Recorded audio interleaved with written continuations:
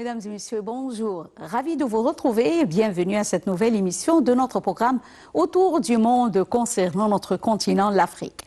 Et commençons l'édition d'aujourd'hui du lundi 15 avril 2024 avec le ministère des Finances qui a promu les opportunités économiques et d'investissement prometteuses en Égypte pour attirer davantage d'investissements locaux et étrangers, ce qui a commencé à porter ses fruits dans l'amélioration des indicateurs de performance financière au cours du premier semestre de 2024. Les détails avec Dalia Kara. Le ministre égyptien des Finances, Dr Mohamed Maït, a confirmé que son ministère promeut les opportunités économiques et d'investissement prometteuses en Égypte et explique les dimensions de la nouvelle voie économique basée sur des réformes structurelles qui soutiennent le processus de reprise en poussant le secteur privé à diriger le moteur de la croissance, de la stabilité et du développement économique tout en attirant davantage les flux d'investissements locaux et étrangers, ce qui a commencé à porter ses fruits dans l'amélioration des indicateurs de performance financière au cours des 9 derniers mois de l'année 2023-2024, car ils ont dépassé les prévisions et les objectifs budgétaires malgré les effets sévères des crises économiques mondiales et régionales.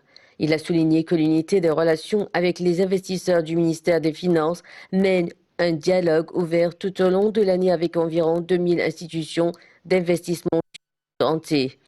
L'unité des relations avec les investisseurs publie un bref rapport mensuel sur les indicateurs de performance économique, les taux d'endettement, de déficit et d'excédent primaire en fournissant des données précises et mises à jour aux investisseurs étrangers sur la situation économique en Égypte, notamment en préparant un guide simplifié sur les facilités fiscales, les avantages et les incitations pour les investisseurs. Cela en répondant à toutes les préoccupations et risques économiques liés aux projets potentiels.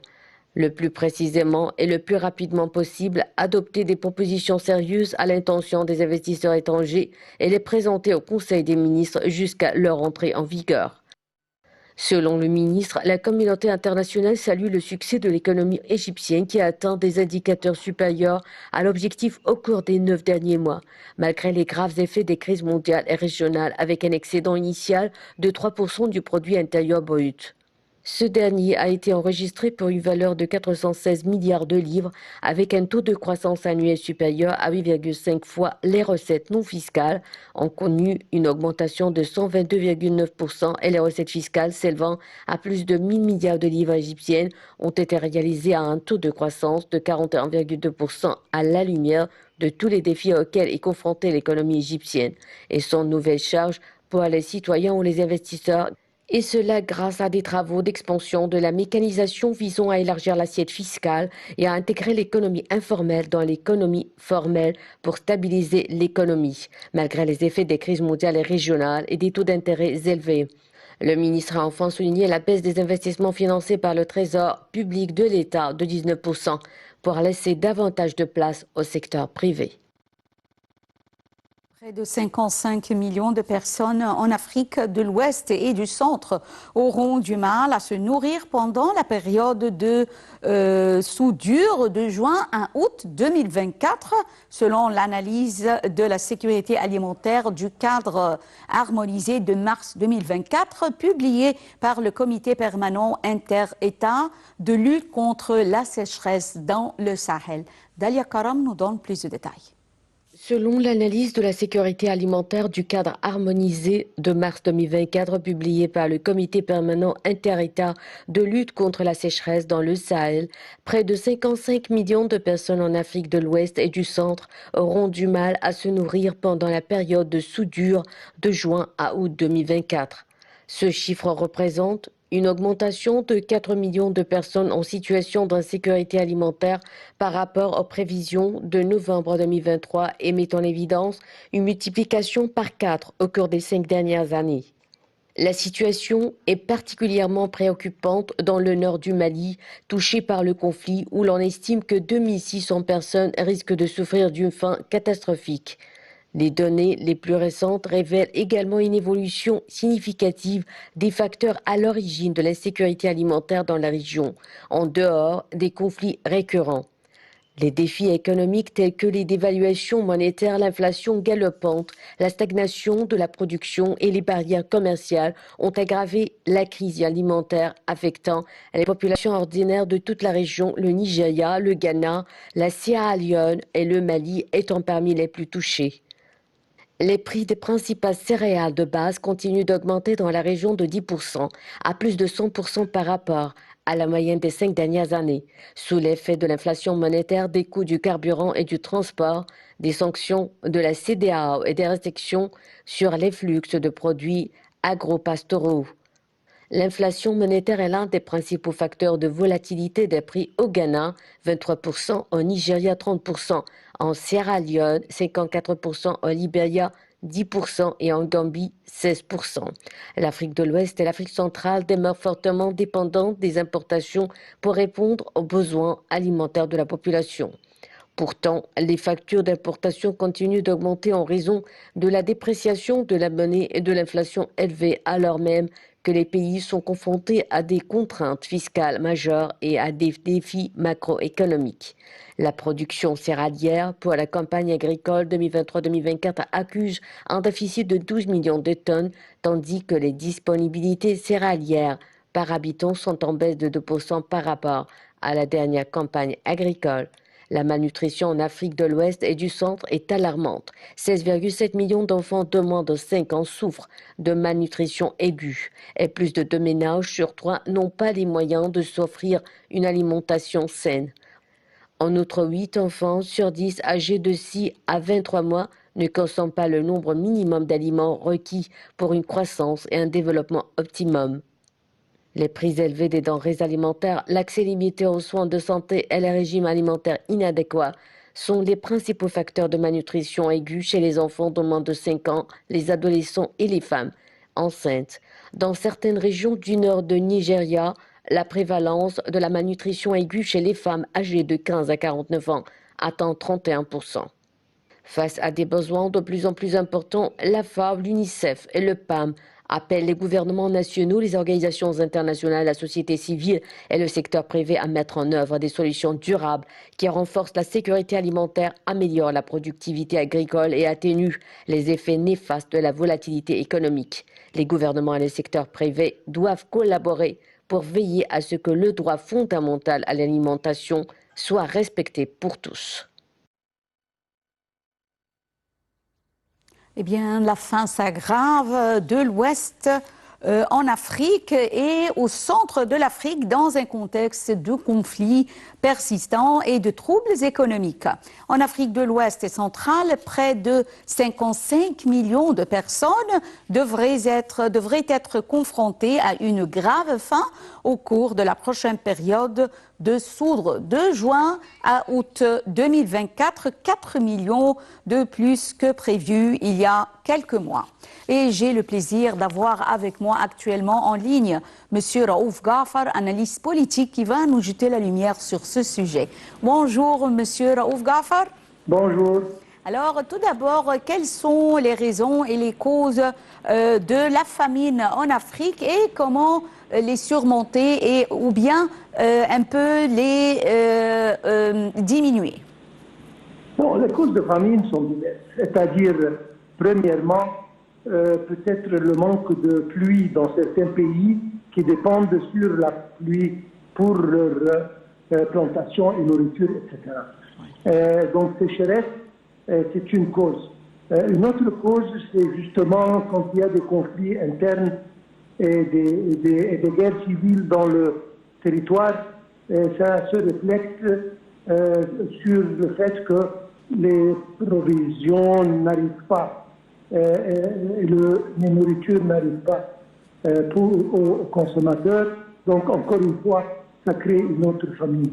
Et il y a des raisons diverses, mais en principe, c'est une situation vraiment terrible et triste et qu'on doit, d'une façon ou d'une autre, trouver une solution pour essayer d'alléger un peu les effets de tels phénomènes sur les citoyens et les Africains. Ouais. Monsieur Raouf Gaafar, les violences, les crises économiques, ainsi que, on peut dire également, le changement climatique, comment peuvent-ils, ces éléments, influencer ou plutôt influencer la nutrition? Nous disions il y a quelques instants que les sécheresses, etc., certainement le changement climatique a un effet direct sur ceci.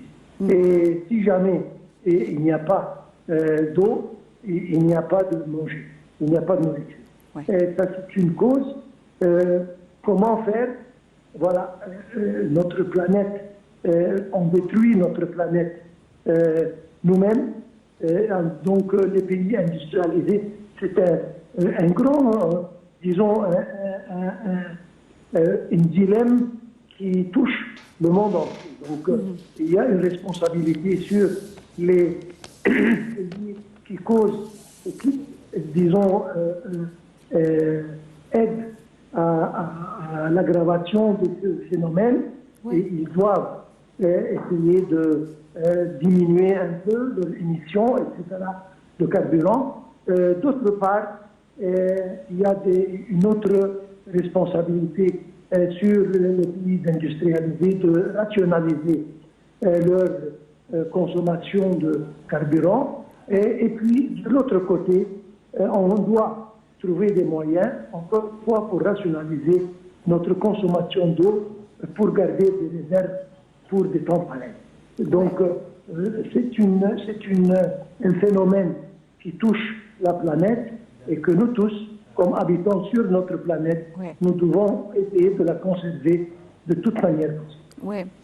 Les sanctions économiques et la fermeture des frontières limitent l'accès à l'aide alimentaire dont quelques pays africains ont tellement besoin.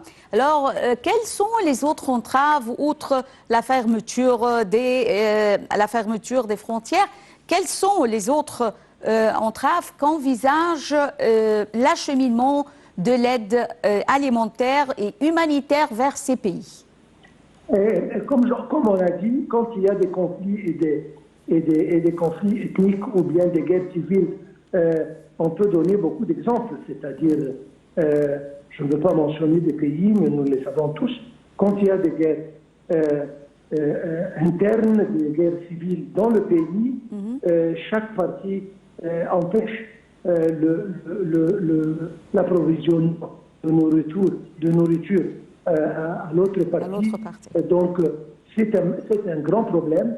Quand il y a des conflits entre les deux pays, surtout quand c'est un pays qui n'a pas de port, etc., et l'acheminement passe par les voisins et les frontières sont fermées. Donc, encore une fois, la nourriture n'arrive pas. Et quand il y a je vais donner un seul exemple, par exemple, ça n'a pas arrivé, ce n'est pas arrivé à ce point, mais c'est-à-dire quand Israël voulait fermer Rafah et que pour ne pas que les aides humanitaires et nourriture arrivent aux habitants de Gaza, c'est encore une fois un modèle, un exemple, disons, de ce qui peut se passer pour créer ce sorte de problème. Malheureusement, mais certainement, il faut absolument trouver une solution.